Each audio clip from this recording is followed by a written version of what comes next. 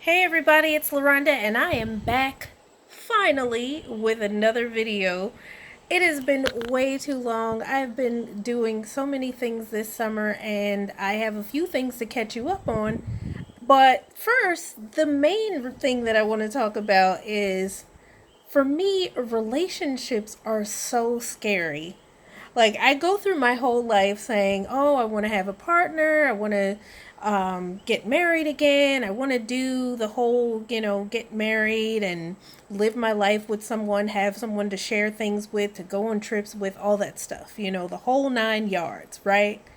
But there's this whole scary part from get meeting someone and getting to know them and then getting into the relationship, like that whole part from the time you meet them until like you're actually in a relationship, and then the actual relationship is kind of scary for me. Like, I grew up as a kid in a single parent household.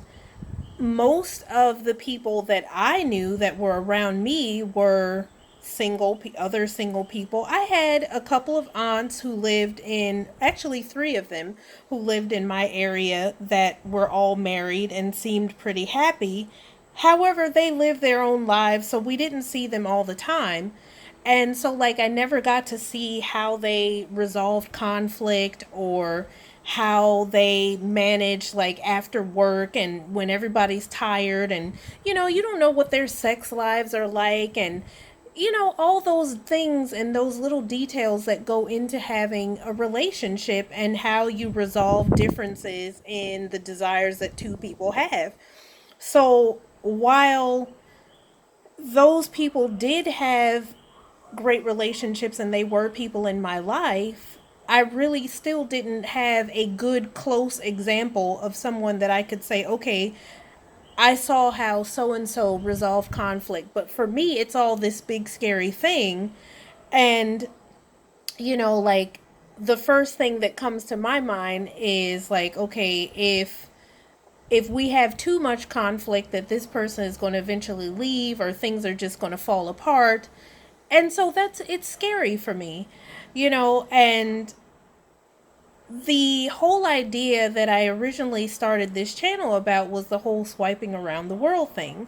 So it kind of leads me into what's been going on with me this summer.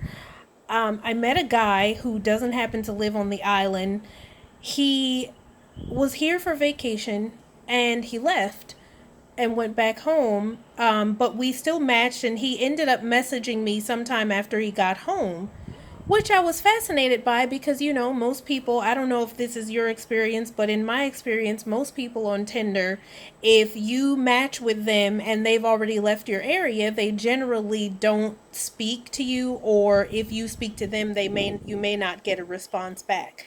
So it was kind of refreshing that even though he was out of the area and gone back to his hometown, that he messaged me. And basically from that day on, we really hit it off. Like, there was a lot of conversation. I was interested in what he had to say.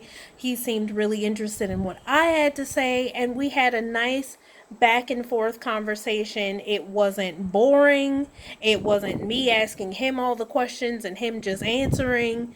It was interesting conversation between two people that was reciprocal and basically interesting. So, from mid to late June on, I had been talking to him every day. A few days, I guess like a week or so after we started talking, he actually bought a plane ticket. Now, that's the other thing, like the whole swipe around the world thing, and like even being friends with a lot of people from out of town on Facebook. So many people tell me, oh, I'm gonna come down and see you, I'm gonna come visit you, I'm gonna blah blah blah blah blah, and it all ends up being a bunch of yap yap yap, right?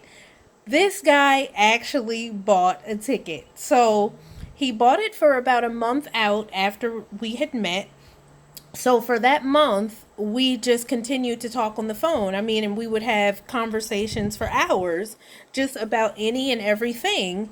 And he felt really comfortable for me to talk to. Like, it was easy to talk to him. It was easy to tell him things that were important or difficult. Like, I felt very comfortable with him. I mean, there's always going to be a level of discomfort, but like with him, I felt like I could push through that, and that he wouldn't, that he would try to understand me or whatever. And for everything that I have shared with him, he has been very understanding.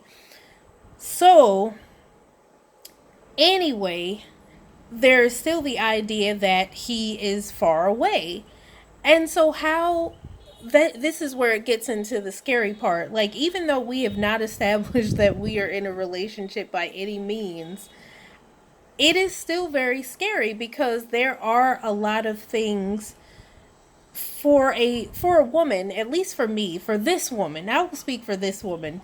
When it comes to love and getting to know people and stuff like that, the main way to my heart is usually through conversation and being able to really talk to someone and tell them things about yourself that you may not want to, that maybe no one else knows, or that very few people in the world know, and you can easily like talk to this person and share ideas and thoughts and feelings without feeling judged or without worrying about what they might say or how, you know, they might take what you're going to say. Like, that's the fastest way for me to like really start to develop feelings for people. And also because it's very rare. Like, it doesn't come along very often where you get people that you are really able to talk to and open up to and be intimate with on a conversational level, like, to that extent. So, um, that also is where the scary part comes in, is because he's not here. We had a great time while he was here. We communicated about some thoughts and differences that we had, and we were easily able to like kind of squash them and move on, and we talked about what we needed to talk about, and things like have continued on. So he's been gone for a while, for a couple of weeks now, I guess, and we're still talking.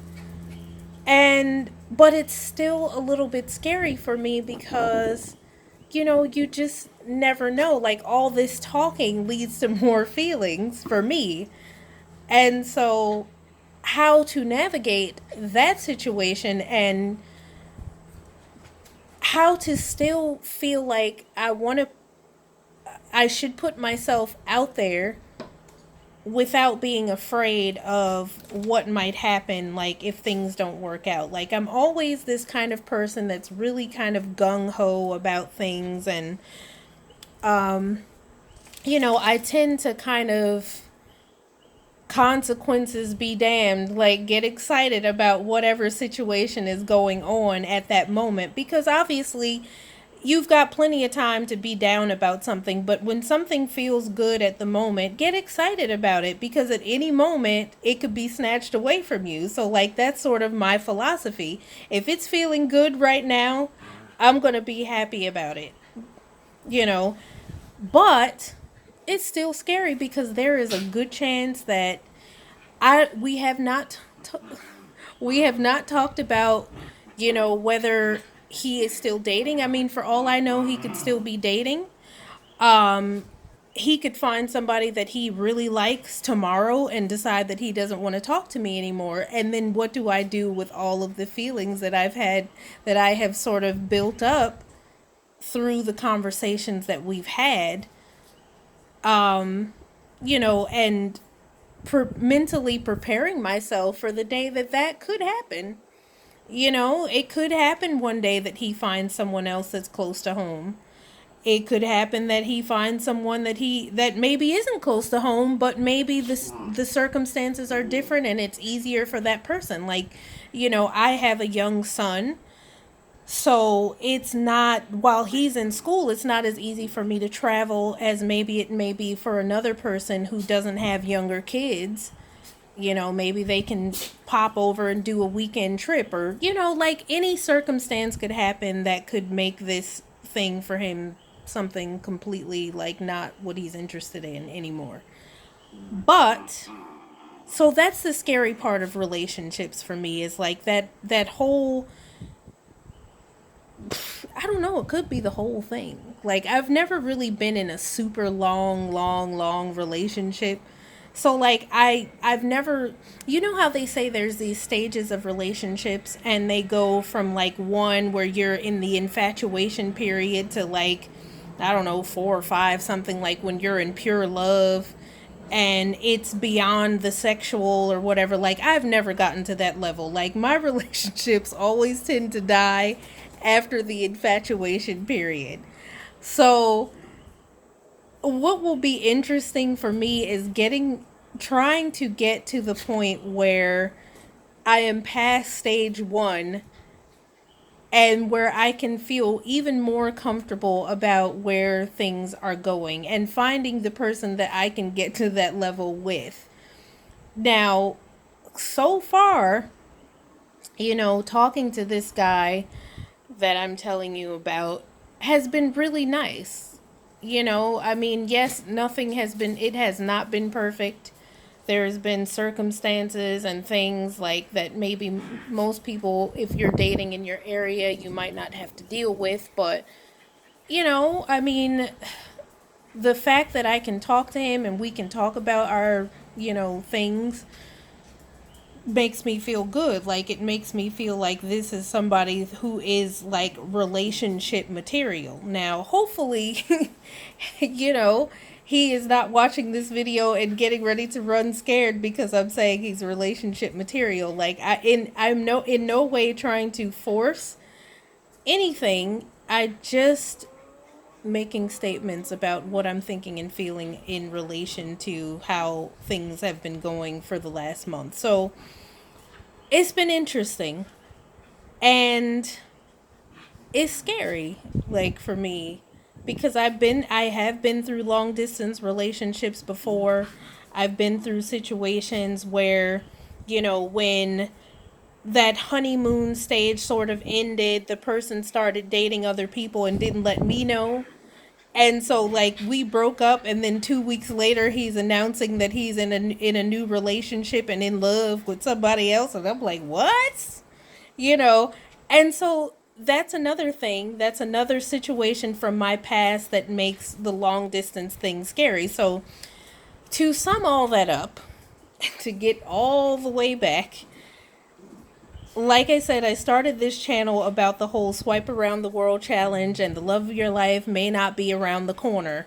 But God forbid you actually find somebody that you're cool with and you want to explore further how things or where things could go and they're not around the corner. That's when shit gets real and stuff starts to get a little bit scary for me. But in the spirit of doing things differently and following through with the original plan of the whole thing of this channel, I'm going to do my best to see where things go and to not run away, not be afraid.